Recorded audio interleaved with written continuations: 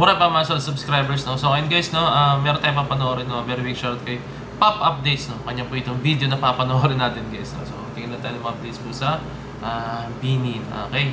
Since nandito tayo sa Bohol, hindi tayo masyado nakabalita, no? Okay? Wala kasi ako sa mismong working area ko, no? Pag ako'y nag-vlog na.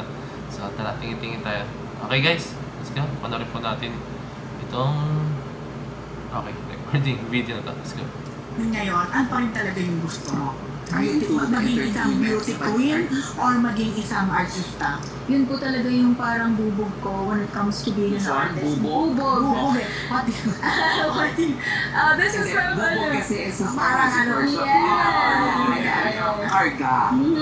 Parang karga ko po sa buhay. Kasi sa dami kong gustong gawin, sa dami kong tinry at tinrain, parang hindi na. Opo, parang it was meron po parang awkward stage po siguro tawag dun sa showbiz industry. I think I was in it talaga kasi I wasn't really getting opportunities definitely during the pandemic. So I was really hopeful na sana naman after or gumawa ko ng sarili kong opportunity. So yung dati po, after PBB, naging Bini, tas naging Bini-Bini. Ang ganda nga. So after po ng Bini, sabi ko, siguro it's really not meant for me because I really thought I was an all-around performer because sila Lauren po were shaping me into Bini as well, pero yun po, acting was first So I think pwede siyang 9th member or baka merong i-eliminate sa kanila or hindi natin alam pwedeng 9th member din guys. So, kasi possible naman siya guys. Pero for me, no, I think may mga ganyang pangyayari sa buhay natin na talagang kung hindi talaga siya meant to be, hindi siya meant to be. No? So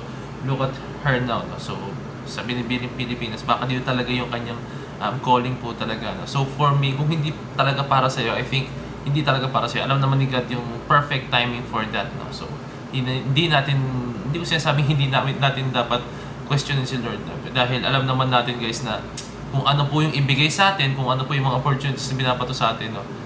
I-grab lang natin. No? So, basta tayo gagawin natin yung mga kaya natin. Gagawin natin yung mga bagay na alam natin kaya naman natin. No? And si God na bahala mag-provide and si God na bahala mag-reward sa atin kung para sa atin po talaga yun. So, yun lang. Okay, tuloy natin. I think I really fell in love with acting a lot. So I really hope that I can do work. Okay, so siya, all around siya. No? Hindi ko sinasabing hindi kaya mag-act ng Bini, kaya nga rin pa ng Bini, di ba? Pero alam mo yun, siya kasi I think gusto niya talaga not just to be a pop group, nasa pop group. I think gusto niya talagang yung ganito, yung iba't ibang mga larangan po talaga ang kanyang sinasaba, katawag ba ito? Basta yung sinasalihan. No? Pero alam mo, Ate Rose, kasi nandun siya sa stage na parang ine-explore pa niya. Before siya na maging isang Bini-Bini na final candidate, sabi nga niya, di ba, parang naging bubog at karga niya na parang wala talaga siya nakuha opportunity after Big Brother. Lalo na pandemic. Pero alam niyo po, gusto ko lang i-share, di ba, bago yung Bini-Bini, you're chosen to be part of Pi Channel as one of their main hosts. Yes! Anong show to? Nagkaroon siya ng parang youth-oriented show. So marami pa lang po dumating sa kanyang opportunities. No? So may mga ganyan talagang pangyayari guys. No? So ayan, di ba? Na meron pa siyang opportunity na mga ganyan, di ba? So solid, okay na siya. No? I think nasa exploring stage pa talaga siya. Hinahanap pa niya kung ano talaga yung gusto niya and kung saan siya tipong makakampante. No? Na Jeremy G, sina Library, tama ba? Yes. So, ano nangyari share to us? They ended it recently, tapos na po siya. Tapos, it's been through 3 seasons na po, so I was a regular host before. So, parang saya ko po kasi talagang marami may na din. trabaho, yung gusto mong gawin. Opo, nakatulong po siya sa confidence ko kasi minsan may bulol po ako Yeah. So, ayun po, na-practice ko po yung Tagalog ko ng mas... Pero magaling ang Tagalog po, ha? Thank you. Pati yung accent niya.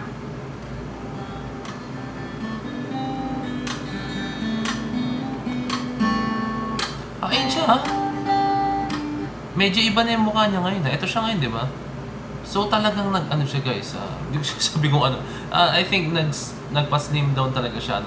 Nag-reduce talaga siya ng matindi. Kasi mapapansin nyo rito medyo siya. Medyo malaman pa siya. Si Mika rin nakikita nyo medyo malaman pa siya sa video. Di ba?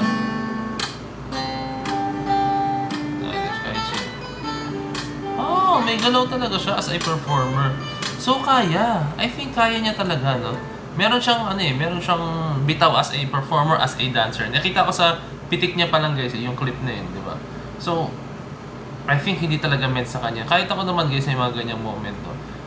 For the longest time nga, share ko lang sa inyo, for the longest time, I'm a basketball player at saka at the same time, nasa drum and bugle ako, naging drummer pa ako ng isang banda, guys, no? Pero nung mga times na yun, guys, hindi ko matatagpuan yung pagsasayaw, no? Alam niyo yun? So for the longest time, from kinder, elementary, ginagawa ko yung mga bagay na yun hanggang high school, yun yung mga ginagawa ko, no? Take note, di pa ako sumasayaw that time. Nagsimula lang ako sumayaw talaga professionally nung college na po ako, no? 'Di ba? Nakita niyo yung transition, guys, no? Wala akong masyadong background sa college pero tinry kong mag-audition sa dance troupe no, sa college sa STI, no. And then yun napasok ako, no. Wala akong masyadong, may nakita daw sa akin yung choreographer. 6 lang kasi kukunin doon, no. So yung mga kasabayan ko doon, guys, sobrang way ahead talaga as in my experience, no. 6 lang kukunin. At the same time, guys, ako wala akong knowledge talaga as in pagdating sa pagsasayaw. Sobrang ginagaya ko lang yung Jabberwockies talaga, guys. Yun yung pinaka weapon ko that time, no. Wala, nag-wave na ako. Kasi yung pinakita ko ng mga body wave kong ganyan. Tapos ayun, nag-isolations pa ako, gumagano pa ako. At nasabi kasi sa akin ng choreographer ko is, kung kukuha siya ng dancer, gusto niya yung unique, no, yung meron maambag sa grupo, no. Kasi ayaw niyang kumuha ng isang dancer na, alam mo yun at yun pa rin. Yung tipong pag gumawa siya ng sayaw is, yun din yung maaambag niya. Gusto niya meron kahit isa or dalawang may unique talent sa grupo. And yun yung nakita niya sa akin, no? Which is I'm very thankful, Kuya Wing. No? Ayan, nakuha niya ako and kinuha niya ako that time. No? So, pero struggle is real po talaga as in. Nag-freestyle kasi ako, no? Pero pagdating sa pag-absorb ng choreography, mahina talaga ako as in sobra. So, ayun, pero ayun, di ba? Sabi ko sa sarili ko nun, hindi, ginusto ko ito na eh. Oh, andito na ako sa point na to. Tuloy-tuloy ko ito. As in, dumating na ako sa point na naluluhan na ako. Gusto ko na mag-quit. As in, kasi ang bagal ko po-make up na tapos pinagtatawanan pa ako ng mga nun. Basta, kwento ko sa ibang video yun, guys.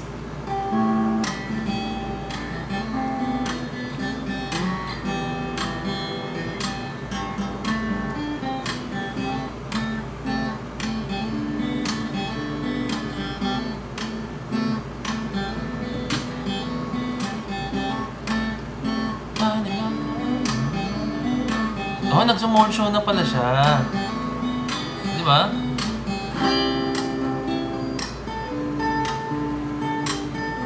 Si Mika.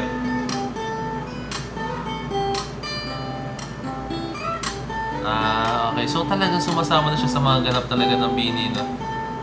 So yung mga ganyang klaseng moment, guys, for me, isa yan sa mga, alam mo yun, hindi nyo malilimutan. Kumbaga, may natutunan din siya dyan. At the same time, meron siyang mga mga bagay na nakuha niya, na-absorb niya, and pwede niya i-apply sa mga susunod niyang gagawin, no? So, hindi man yung tipong to the point yung more on sa sayaw, pero yung experience how to act professional in front of the camera, no? Diba? Kasi yun yung tinuro nung training nila before, no? Diba? So, ayun. Sobrang nag-enjoy ako dito. Shoutout kay Pop Updates, no? So, ayun, guys, no? Abang-abang lang tayo na kung ano mga updates kasi hirap talaga ako mag-ano. Ang uwi ko pa kasi is Friday pa. Actually, baka Saturday na ako makapag-video. Kaya more on ganito muna gawin ko. No? Then guys, maraming salamat sa discipline. Peace, let's see.